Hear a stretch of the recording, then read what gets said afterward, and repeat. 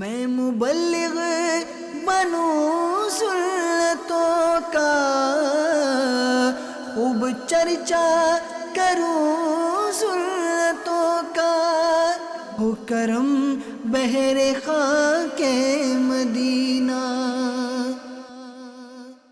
الحمدللہ رب العالمین، الصلاة والسلام على سید الانبیاء والمرسلین، اما بعد فاعوذ باللہ من الشیطان الرجیم، بسم اللہ الرحمن الرحیم۔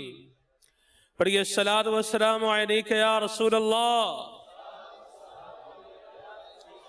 وعلى آلک واصحابک یا حبیب اللہ۔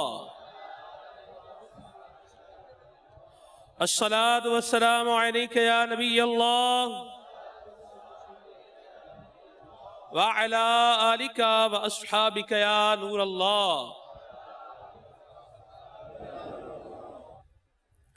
درود پاک سے متعلق زبردست روایت سماعت فرمائیے، اللہ اکبر۔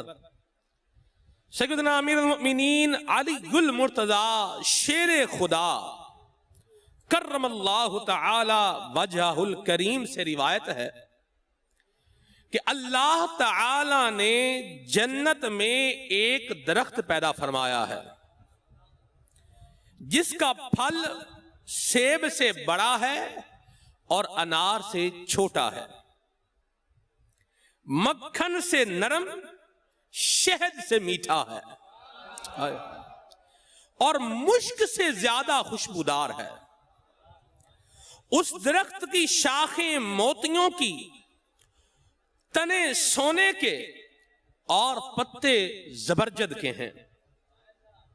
اس درخت کا پھل صرف وہی کھا سکے گا جو رسول پاک صلی اللہ علیہ وسلم پر کثرت سے درود پاک پڑھے گا۔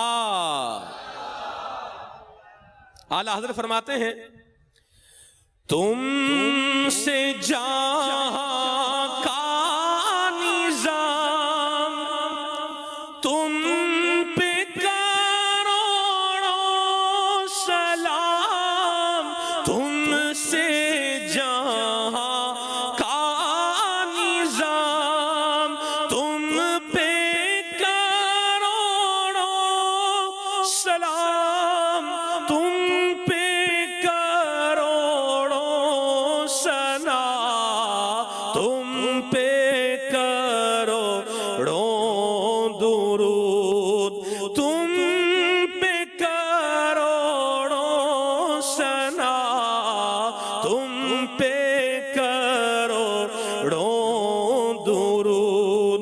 اور ہم نے خطا میں نہ کی، تم نے عطا میں نہ کی، ہم نے خطا میں نہ کی، اور تم نے عطا میں نہ کی، کوئی کمی سربراہ، تم پہ کروڑوں درود۔ صلو علی الحبیب صلی اللہ تعالی علی محمد صلی اللہ علیہ وسلم۔ پیارے پیارے اسلامی بھائیوں، دین اسلام ایک امن پسند، سچا، پیارا اور کامل مذہب ہے۔ دین اسلام اپنی لاجواب خوبیوں کے سبب ہمیشہ ہر دور میں غالب رہا ہے اور غالب رہے گا انشاءاللہ۔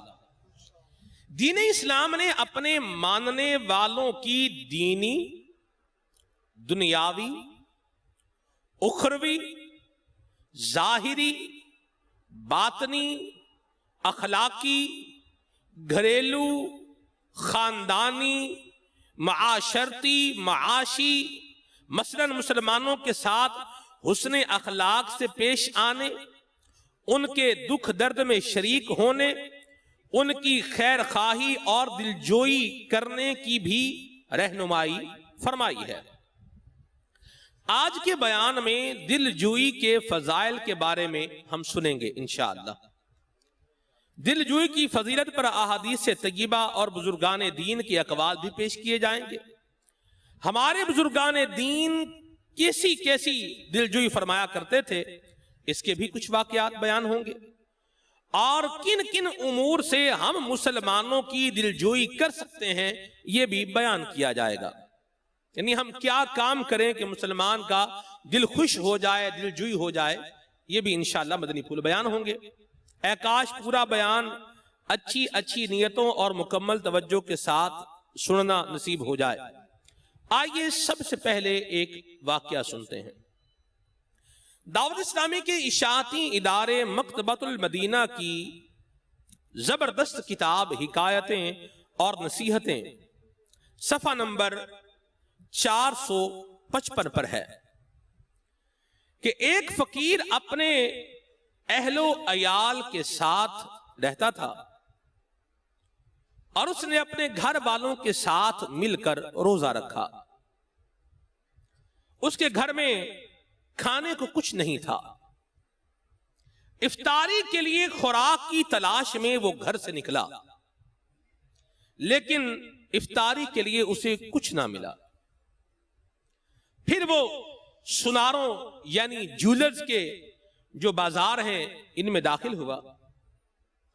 اس نے دیکھا کہ ایک آدمی اپنی دکان میں قیمتی چمڑے کے ٹکڑے بچھا کر ان پر سونے اور چاندی کے ڈھیر الٹ رہا ہے. آپ اندازہ کیجئے کہ وہ کتنا سونا اور چاندی اس بندے کے پاس ہوگا. یہ فقیر اس کے پاس گیا اور سلام کر کے کہنے لگا، جناب میں حاجت مند ہوں، ممکن ہو تو مجھے 1 درہم یعنی چاندی کا سکہ قرض دے دیجئے، مجھے اپنے گھر والوں کے لیے افطاری کا سامان خریدنا ہے، میں آپ کے لیے دعا کروں گا. یہ سنتے ہی اس سنار نے اپنا منہ دوسری جانب پھیر لیا اور اس فقیر کو کچھ نہیں دیا. فقیر کا دل ٹوٹ گیا اور اس کے آنسو بہنے لگ گئے. وہ واپس آ رہا تھا تو ایک غیر مسلم پڑوسی نے اسے دیکھ لیا اور دکان سے نکل کر اس فقیر کے پاس آیا اور کہنے لگا کہ میں تجھے دیکھ رہا تھا کہ تو میرے فلاں پڑوسی سنار سے کچھ بات کر رہا تھا. فقیر نے کہا، جی ہاں، میں اس سے 1 درہم مانگ رہا تھا تاکہ اپنے گھر والوں کی افطاری کا بندوبست کر سکوں، لیکن اس نے مجھے خالی ہاتھ لوٹا دیا ہے. اللہ اکبر. یہ کہتا ہے کہ میں نے اسے کہا تھا کہ میں تمہارے حق میں دعا کروں گا، لیکن پھر بھی اس نے مجھے خالی ہاتھ لوٹا دیا. یہ سن کر غیر مسلم نے اس فقیر کو 10 درہم دیے، 10 چاندی کے سکے دیے اور کہا کہ اپنے گھر والوں پر خرچ کرو. فقیر وہاں سے روانہ ہوا. وہ بڑا خوش تھا. جب رات ہوئی تو اس مسلمان سنار نے خواب دیکھا کہ قیامت قائم ہو چکی ہے. وہ جس نے فقیر کو نہیں دیا تھا. اللہ اکبر. قیامت قائم ہو چکی ہے. پیاس اور مصیبتیں یہ شدت اختیار کر چکے ہیں. پھر اس نے اچانک ایک سفید موتیوں کا محل دیکھا جس کے دروازے یاقوت کے تھے. اس نے سر اٹھا کر کہا، اے اس محل کے مالک، مجھے تھوڑا سا پانی پلا دے. تو اس سے ایک آواز سنائی دی. محل میں سے ایک آواز آئی کہ کل شام تک یہ محل تیرا تھا، لیکن جب تو نے اس حاجت مند کا دل توڑا اور اسے کچھ نہ دیا تو اس محل سے تیرا نام مٹا کر تیرے غیر مسلم پڑوسی کا نام لکھ دیا گیا ہے. جس نے اس حاجت مند کی حاجت روائی کی اور اس کو 10 درہم دیے. چنانچہ جاگنے کے بعد سنار گھبراتے ہوئے اپنے اس غیر مسلم پڑوسی کے پاس آیا اور کہنے لگا کہ تم میرے پڑوسی ہو، میرا تم پر حق ہے اور مجھے تم سے ایک ضروری کام ہے. غیر مسلم نے پوچھا، بتاؤ کیا حاجت ہے؟ اس نے کہا، کل شام تم نے جو 10 درہم فقیر کو دیے تھے ان کا ثواب 100 درہم کے بدلے مجھے دے دو. 100 درہم لے لو اور جو 10 درہم کا ثواب تھا وہ مجھے دے دو. اللہ اکبر. اس نے جواب دیا اللہ کی قسم میں 1,00,000 دینار کے بدلے بھی وہ ثواب نہیں دوں گا. 1,00,000 سونے کے سکے دو پھر بھی وہ ثواب نہیں دوں گا. بلکہ اگر آپ نے اس محل کے دروازے میں بھی داخل ہونے کی خواہش کی جو آپ نے کل رات خواب میں دیکھا تھا تو میں اس کی بھی اجازت نہیں دوں گا. مسلمان سنار نے پوچھا آپ کو اس راز کی خبر کیسے ہو گئی؟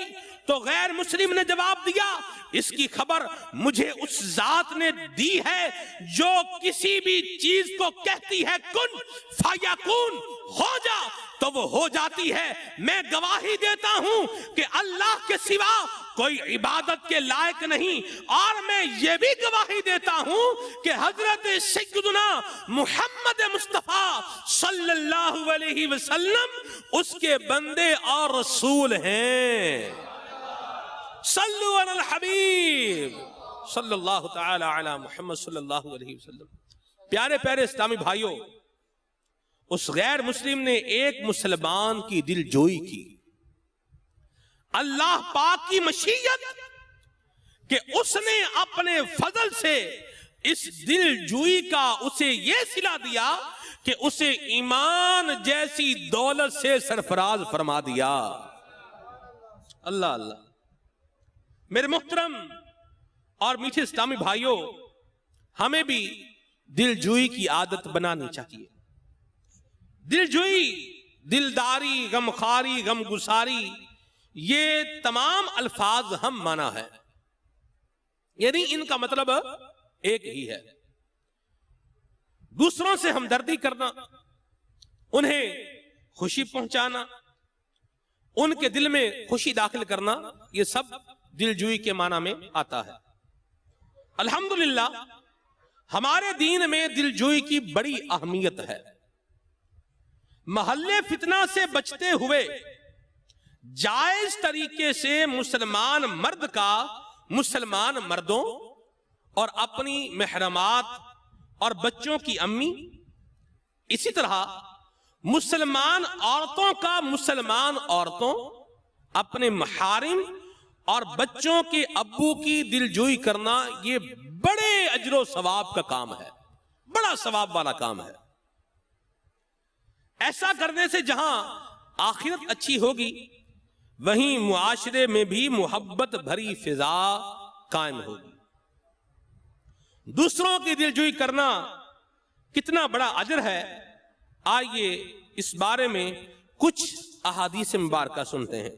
نمبر 1 فرمایا اللہ پاک کے نزدیک فرائض کی ادائیگی کے بعد سب سے افضل عمل مسلمان کے دل میں خوشی داخل کرنا ہے. فرمایا بے شک مغفرت کو واجب کر دینے والی چیزوں میں سے تیرا اپنے مسلمان بھائی کا دل خوش کرنا بھی ہے. نمبر 3 فرمایا جس نے کسی مسلمان کو خوش کیا اس نے اللہ کو راضی کیا.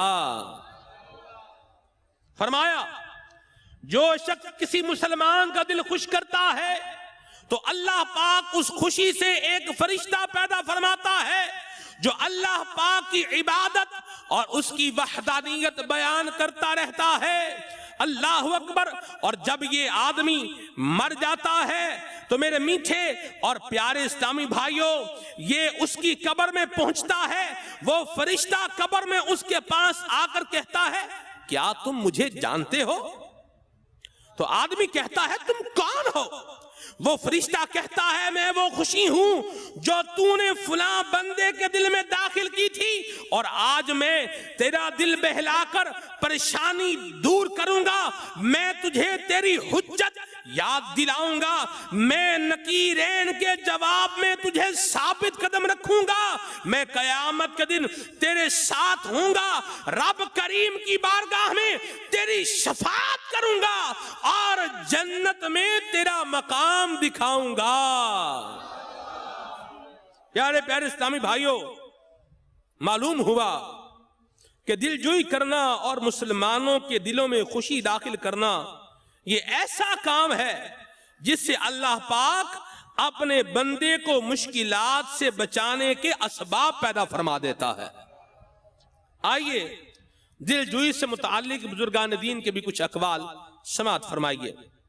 حضرت بشر حافی رحمہ اللہ فرماتے ہیں کہ کسی مسلمان کا دل خوش کرنا 100 نفلی حج کرنے سے بہتر ہے۔ حضرت خواجہ نظام الدین اولیاء حضرت خواجہ محبوب الہی رحمت اللہ تعالی علیہ فرماتے ہیں، قیامت کے بازار میں کسی سودے کی اتنی قیمت نہ ہوگی جتنی دل کا خیال رکھنے اور دل خوش کرنے کی ہوگی۔ اللہ اللہ۔ حضرت سیدنا مکحول دمشقی رحمہ اللہ فرماتے ہیں کہ جو شخص کسی کی دل جوئی کرتے ہوئے فوت ہو گیا وہ شہید ہے۔ یہی وجہ ہے کہ ہمارے بزرگان دین کے دلوں میں دوسروں کی دل جوئی اور دلداری کا جذبہ کوٹ کوٹ کر بھرا ہوا تھا۔ وہ مقدس ہستیاں لوگوں کی دل جوئی کرنے کو اپنے دل کی راحت کا سامان بناتے تھے۔ آئیے اللہ والوں کے دل جوئی کے واقعات اور ان سے حاصل ہونے والے مدنی پھول سنتے ہیں۔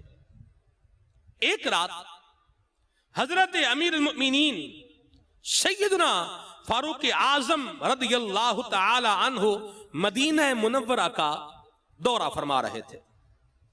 آپ کی نظر ایک خیمے پر پڑی۔ جب قریب گئے تو آپ کو کسی کے تکلیف میں مبتلا ہونے کی آواز آئی۔ اس خیمے کے باہر ایک شخص کھڑا تھا۔ سیدنا فاروق اعظم رضی اللہ تعالی عنہ نے اسے سلام کیا اور سلام کرنے کے بعد اس کا حال دریافت فرمایا، معاملہ کیا ہے، ماجرا کیا ہے۔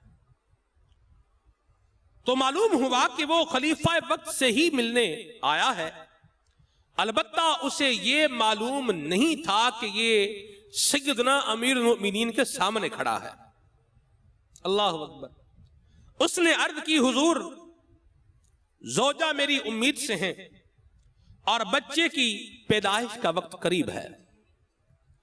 جناب امیر المؤمنین سیدنا فاروق اعظم رضی اللہ تعالی عنہ اپنے گھر تشریف لے آئے اور اپنی زوجہ محترمہ حضرت سیدنا ام کلثوم بنت علی المرتضی رضی اللہ تعالی عنہما سے فرمایا کہ کیا ثواب کمانا چاہتی ہیں؟ اللہ پاک نے اسے خود تم تک پہنچایا ہے۔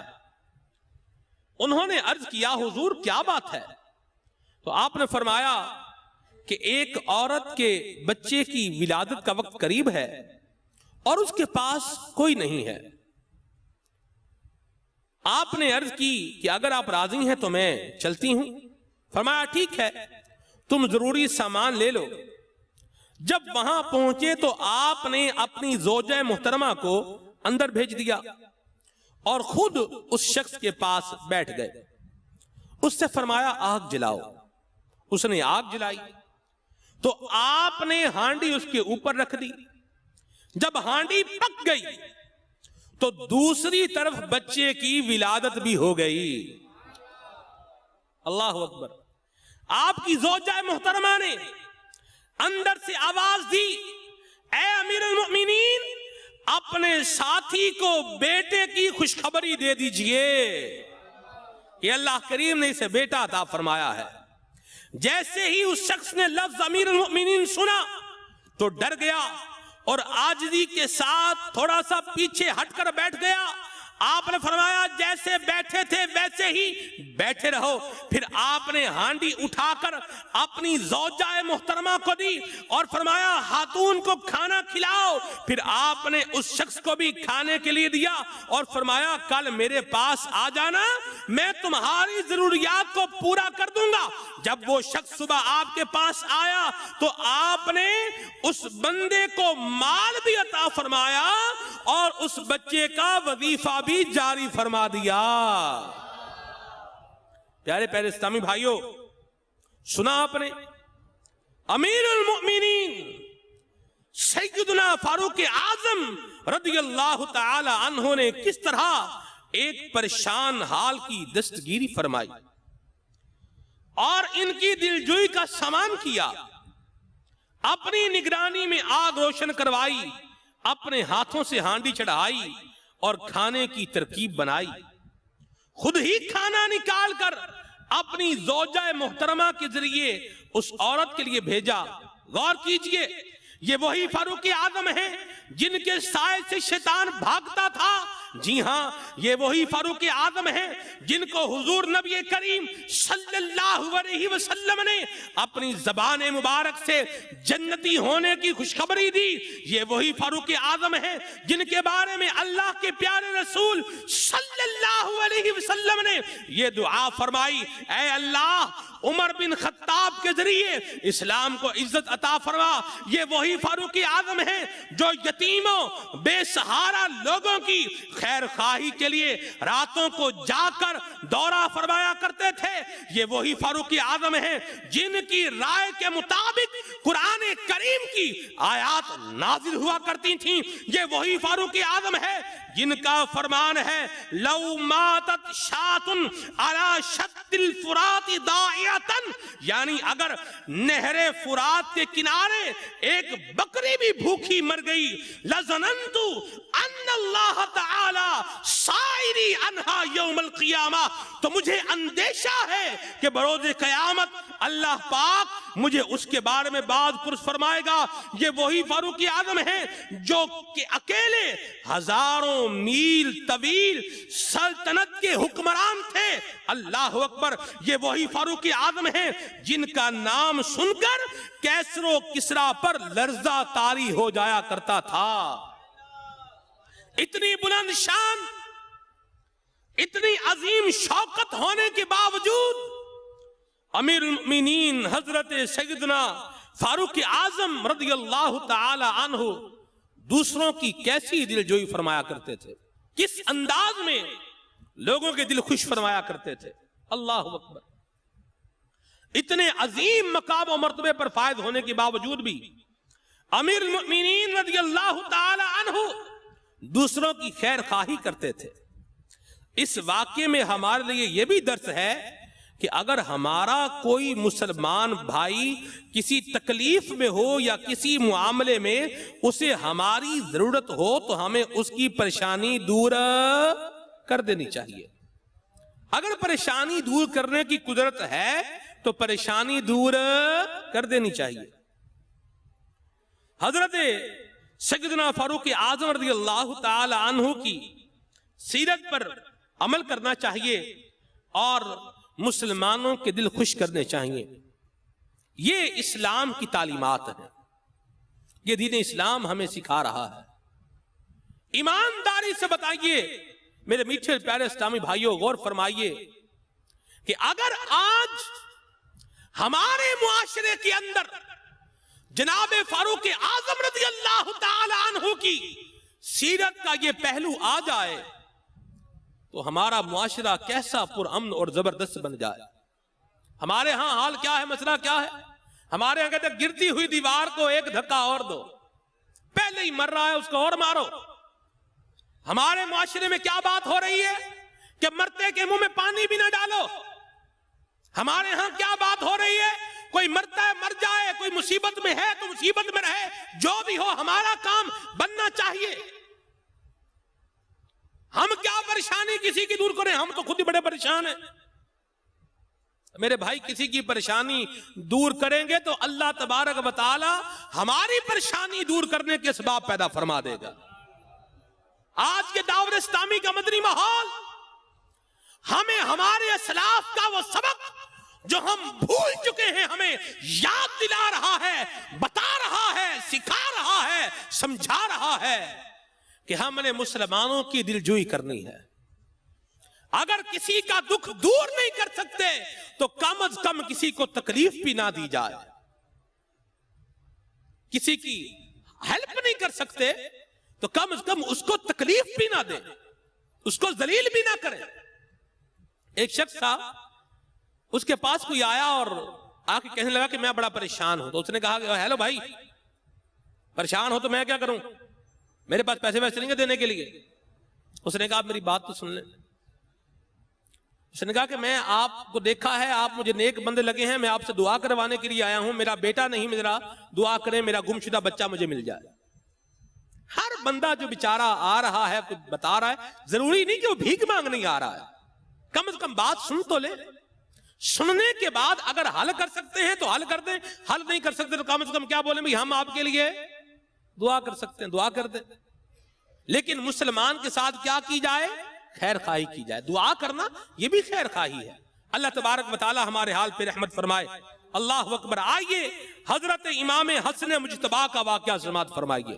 اللہ اللہ اللہ، اعلیٰ حضرت نے صحیح فرمایا ہے، کیا بات رضا اس چمنی ستان کرم کی، کیا بات رضا اس چمنی ستان کرم کی، زہرا ہے کلی جس میں حسین اور حسن پھول۔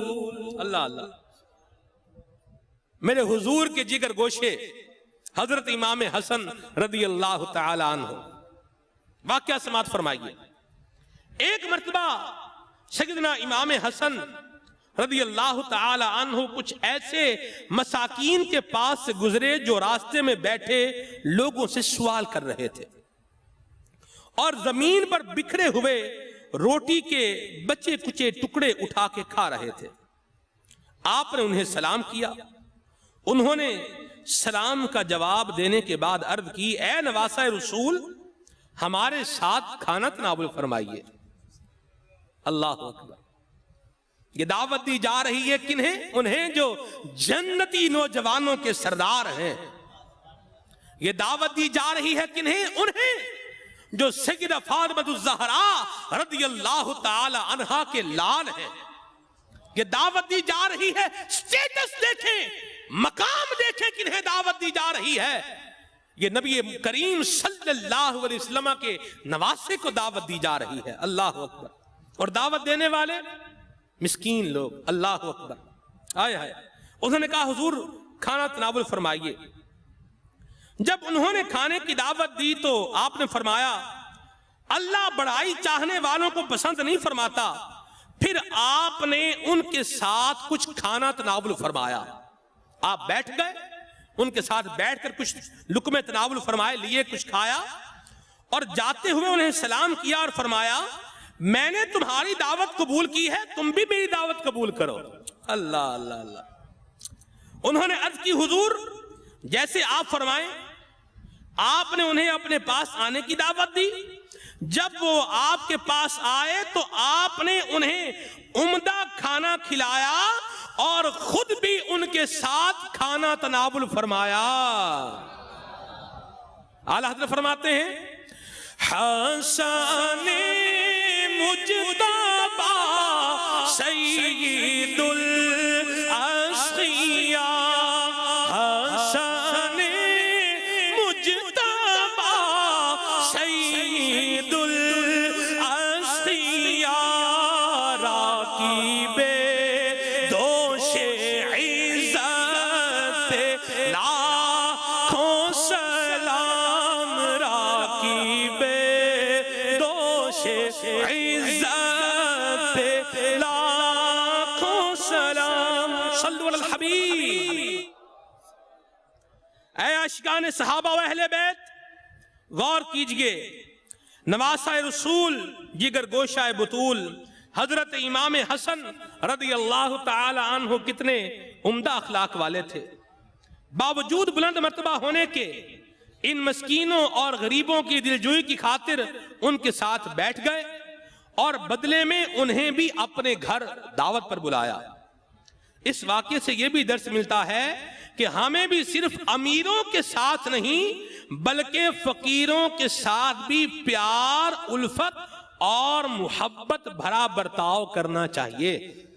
امام حسن رضی اللہ تعالیٰ عنہ کا آپ نے مقام سماعت فرمایا ہے، کیسے بلند مرتبہ امام ہیں، لیکن پھر بھی آپ نے ان غریبوں اور مسکینوں کی دعوت کو قبول فرمایا۔ اور آج ہمارے معاشرے میں صورتحال کتنی عجیب ہوتی جا رہی ہے کہ آج اگر کسی کم ظرف یعنی کم حوصلے والے کو کوئی دنیاوی منصب مل جائے تو اس کا مزاج آسمان پہ چلا جاتا ہے، اور اس حقیر دنیا کا عارضی عہدہ ملنے کے بعد بعض لوگوں کے زمین پر پاؤں نہیں جمتے، کپڑوں کے ساتھ ساتھ بعضوں کی گردنیں بھی اکڑ جاتی ہیں۔ ایسے میں اپنے ساتھ رہنے والوں کو یوں بھلا دیا جاتا ہے جیسے ان کے ساتھ کبھی تعلق ہی نہیں تھا، اور اپنے عزیزوں کو یوں نظر انداز اور اگنور کر دیا جاتا ہے جیسے ان کے ساتھ کبھی جان پہچان ہی نہیں تھی، کوئی تعلق ہی نہیں ہے۔ دوستوں سے ایسا رویہ رکھا جاتا ہے جیسے ملازم ہوں۔ سخت افسوس کہ بعض نادان تو اپنے محسنوں یعنی احسان کرنے والوں کو بھی آنکھیں دکھانے لگتے ہیں۔ سوچنا چاہیے کہ کہیں عہدہ ملنے کے بعد تکبر کی سیڑھی جہنم میں نہ گرا دے۔ امیر اہل سنت بانی دعوت اسلامی تنبیہ کرتے ہوئے فرماتے ہیں، گر تکبر ہو دل میں ذرہ بھر، گر تکبر ہو دل میں ذرہ بھر، سن لو جنت حرام ہوتی ہے۔ لہذا عقل مندی کا ثبوت دیتے ہوئے عاجزی اور انکساری اختیار کرنی چاہیے۔ یاد رہے کہ اگر کوئی شخص کسی دنیاوی منصب اور دولت کے ملنے پر قیمتی لباس پہنتا ہے، کسی وجہ سے لوگوں سے میل جول کم رکھتا ہے، تب بھی ہمیں اس کے بارے میں ہمیشہ حسن ظن رکھنا چاہیے۔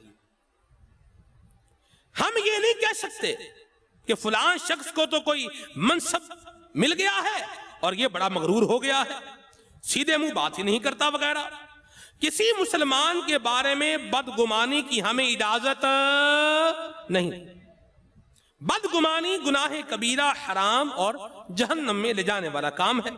اللہ پاک ہمیں بدگمانی سے بچنے اور ہمیشہ عاجزی کرنے کی توفیق عطا فرمائے۔ آئیے عاجزی کی فضیلت پر مبنی دو فرامین مصطفیٰ سماعت فرمائیے۔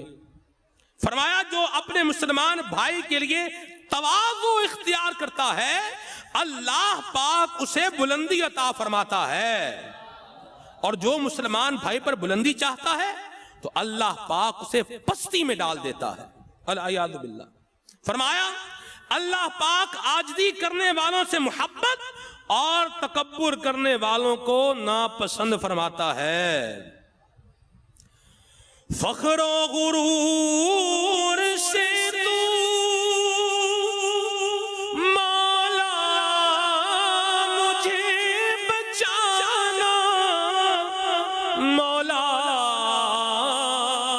مجھے بچانا، یا رب بنا دے پیکر، یا رب مجھے بنا دے، یا رب مجھے بنا دے پیکر، تو عاجزی کا، یا رب مجھے بنا دے۔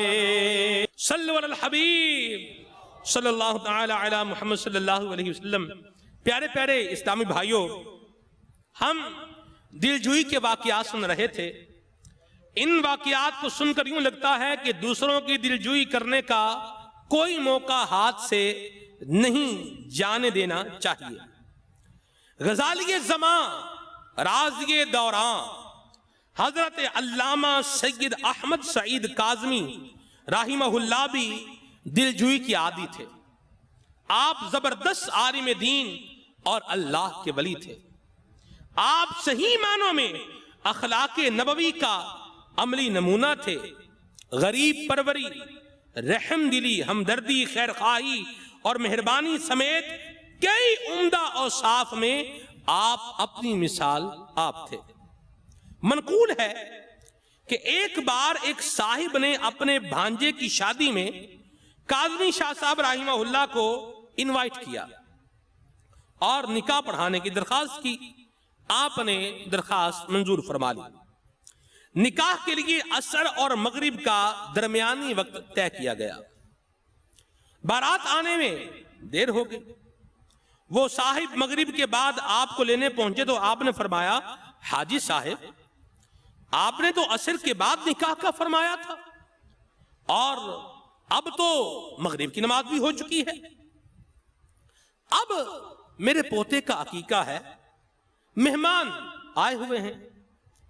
تو ان صاحب کا بیان ہے کہ میں نے عرض کی عالی جا کچھ دیر ہو گئی ہے، آپ کرم فرمائیں. آپ نے فرمایا اچھا چلو. ابھی آپ نے کپڑے بھی تبدیل نہیں کیے تھے. صاحب زادوں نے عرض کی ابا جان کپڑے تبدیل فرما لیں. تو آپ نے فرمایا ابھی آ جاتا ہوں. آپ نے اطمینان سے نکاح پڑھایا، طویل دعا مانگی. ان صاحب کا بیان ہے کہ آپ کو جلدی واپس جانا تھا کہ گھر میں مہمان آئے ہوئے تھے، اس کے باوجود اتنا وقت عطا فرمایا کہ ہم سب کا دل بے حد خوش ہو گیا. اسی طرح ایک عالم صاحب کا بیان ہے کہ ایک مرتبہ ملتان شریف شہر کے اندرونی علاقے میں ایک غریب آدمی حاضر ہوا اور عرض کرنے لگا کہ میں نے حصول برکت کے لیے گھر میں محفل میلاد کا اہتمام کیا ہے. اللہ اکبر، صدقے جاؤں. عرض کرنے لگا حضور گھر میں غریب آدمی ہے کہ میں نے گھر میں محفل میلاد کا اہتمام کیا ہے، آپ تشریف لائیے اور ہمیں اپنا پیارا پیارا بیان سنائیے. علامہ کاظمی شاہ صاحب نے اسے عشاء کے بعد کا وقت عطا فرما دیا اور اللہ اکبر وعدہ فرما لیا. مدنی چینل کے ناظرین اور میرے میٹھے اور پیارے اسلامی بھائیوں، جو شخص ساتھ میں تھا اس نے کہا کہ میں بھی عشاء کے بعد ساتھ ہو لیا، اور اس شخص کے مکان پر پہنچے تو وہ ہمیں اپنے گھر کی دوسری منزل پر لے گیا. اس وقت صرف 4-5 افراد تھے. یہ تھا وہ اجتماع جس سے غزالی زمان بیان فرمانا تھا. اللہ، وہ شخص غربت کی وجہ سے کچھ بھی نہ دے سکا، لیکن آپ مکمل اطمینان اور سکون کے ساتھ واپس تشریف لائے اور راستے میں مجھ سے فرمایا اگر میں اس وقت تقریر نہ کرتا تو اس شخص کی کتنی دل شکنی ہوتی، اور اب وہ شخص میرا بیان سن کر کتنا خوش ہوا ہوگا. یہ ہمارے اسلاف کرام کا انداز ہے میرے میٹھے اور پیارے اسلامی بھائیوں. اور آج یہی محبت بھرا انداز، یہی محبت بھرا طریقہ کار دعوت اسلامی کا مدنی ماحول ہمیں اپنانے کی ترغیب دے رہا ہے. شیخ طریقت امیر اہل سنت ہماری رہنمائی فرما رہے ہیں. تو آئیے ہم سب مل کر نیت کریں کہ انشاءاللہ عز و جل ہم بھی مسلمانوں کی دلجوئی کرنے والے بنیں گے. انشاءاللہ عز و جل مسلمانوں کا دل خوش کریں گے اور اللہ کی رضا کے لیے دل خوش کریں گے انشاءاللہ عز و جل. جو کسی مسلمان کے دل میں خوشی داخل کرے گا، اللہ تعالی قیامت کے دن اس بندے کے دل میں خوشی کو داخل فرمائے گا. کتنا بڑا ثواب ہے. تو انشاءاللہ مدنی ماحول سے وابستہ رہیں گے، مدنی قافلوں میں سفر کرتے رہیں گے اور یہ اچھی باتیں اپناتے رہیں گے اور ان پر عمل بھی کرتے رہیں گے انشاءاللہ عز و جل. اللہ تبارک و تعالی ہمیں اچھے اعمال کرنے کی توفیق عطا فرمائے. آمین بجاہ نبی امین صلی اللہ علیہ وسلم. صلو علی الحبیب صلی اللہ تعالی علی محمد. میں مبلغ بنوں سنتوں کا خوب چرچا کروں سنتوں کا ہو کرم بہر خاک مدینہ